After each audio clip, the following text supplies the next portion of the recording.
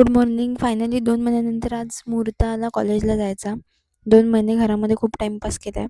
First lecture 8:30ला असतो आणि मी 8:30ला घरातून निघाली आहे. सेकंड लेक्चर अटेंड केल्याच्या नंतर आम्हाला समजलं की आज आमच्या कॉलेजमध्ये गेस्ट लेक्चर आहे. कोणाचा गेस्ट लेक्चर असेल? कोणाला गेस करता येणार नाही, कारण की लांब लांबपर्यंत संबंध नाही. स्कॉटलँडमधील ग्लासगो युनिव्हर्सिटीमधील एक प्रोफेसर आहेत, ते आज गेस्ट लेक्चरला आलेले आणि त्यांची स्कॉटिश ॲक्सेंट ऐकून आम्ही धन्य झालो. लेक्चर ऐकल्याच्या नंतर कोणतीच ॲक्सेंट ऐकायची इच्छा नव्हती, त्यामुळे घरी निघालो. घरी आल्याच्या नंतर मस्तपैकी आमटी भात आणि रायता खाल्लाय आणि त्यानंतर छानशी झोप काढले. संध्याकाळी उठल्यावर लक्षात आलं की जो क्रॉशेचा क्लास लावलाय त्याचा आज लेक्चर तर अटेंड केला नाही, कारण की कॉलेजमध्ये होती.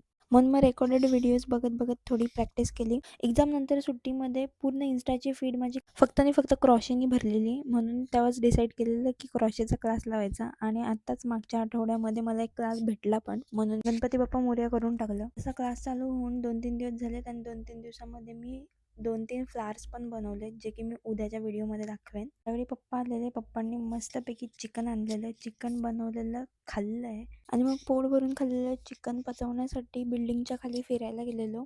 सध्या 10-15 दिवस झाले रोज जेवल्यानंतर पार्किंगमध्ये जाऊन आम्ही थोडा वेळ फिरतो. आज बरंच लेट झालंय आणि उद्या सकाळी कॉलेजला पण जायचं आहे. भेटू नेक्स्ट व्लॉगमध्ये. बाय.